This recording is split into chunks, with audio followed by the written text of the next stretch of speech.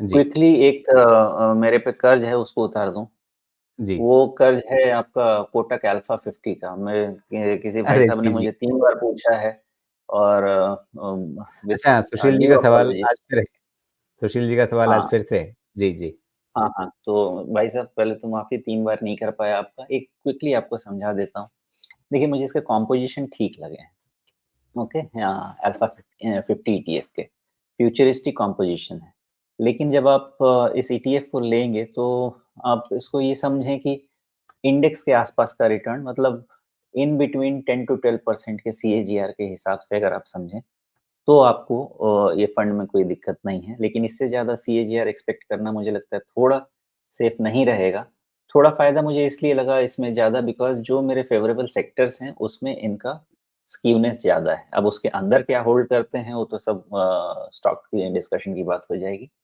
लेकिन कॉम्पोज़िशन of sectors जो इनके हैं, फ़ेवरेबल हैं और इसलिए ये ईटीएफ मुझे लगता नहीं है कि कोई खराब है।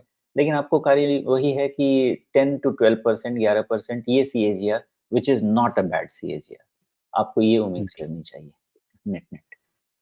अच्छा जब ये ईटीएफ है और निफ्टी 50 पर बेस्ड है, तो ज़ाहिर-सी बात है मोटे तौर पे निफ्टी 50 जैसा चलेगा, उसके हिसाब से ये भी चलेगा। लेकिन इसके अंदर एक शब्द है अल्फ़ा और सुशील जी की एक टिप्पणी भी है, alpha is always better than Nifty 50। तो क्या देखिए अल्फ़ा का मतलब तो मोटे तौर पे यही है ना बाज़ार में कि फंड मैनेजर जो है, वो अपने बेंचमार्क से थोड़ा बेहतर रिटर्न कमाने की कोशिश करता है अपने निवेशकों के लिए।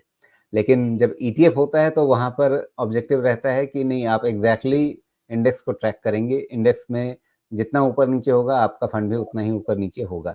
लेकिन अल्फ़ा में आप ऑब्जेक्टिव थोड़ा-सा बदल देते हैं कि नहीं हमें इंडेक्स से थोड़ा-सा और बेहतर करना है, मोटे तौर पे हम ट्रैक उसी फंड को उसी इंडेक्स को करेंगे, लेकिन थोड़ा-सा अल्फ़ा लाने की यानी थोड़ा-सा और ज़्यादा एक्स्ट्रा रिटर्न लाने की कोशिश करेंगे।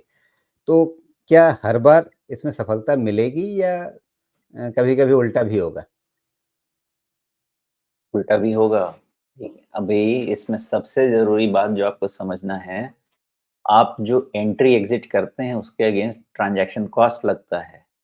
और जितना मान लीजिए कि आपका जो ट्रांज़ैक्शन कॉस्ट लगता है, उसको आपको अच्छे से ऑफ़सेट करना पड़ेगा, अदरवाइज़ आपका रिटर्न इंडेक्स को ट्रेल करने लगेगा। तो अल्फ़ा जनरेट करने के लिए आपको थोड़ा-सा एग्रेसिव पोज़ीशन बना के रखना पड़ता है अगेंस्ट द गिवन इंडेक्स, लेकिन वो भी अंडर द गाइडेंस क्योंकि आप कोई भी फंड बनाएँगे, उसका एक ओवरऑल मिक्स आपको मेंटेन करना ही पड़ेगा। तो अल्फ़ा कोशिश करते हैं बेटर रिटर्न के लिए एंड देयरफॉर जो थोड़े बहुत एग्रेसिव सेक्टर्स में एलोकेशन बढ़ा के रखते हैं और अगर वो काम कर गया तो फ़ायदा हो जाता है। लेकिन आप बहुत ज़्यादा एंट्री एग्ज़िट भी नहीं कर सकते हैं बिकॉज़ फिर आपका वो जो कॉस्ट है, ट्रांज़ैक्शन कॉस्ट है, वो इंक्रीज़ हो जाएगा। तो अल्फ़ा जनरेट करने के लिए थोड़ी एडजस्टमेंट तो इंडेक्स के अगेंस्ट करनी पड़ती है विदिन द अलाउड लिमिट्स।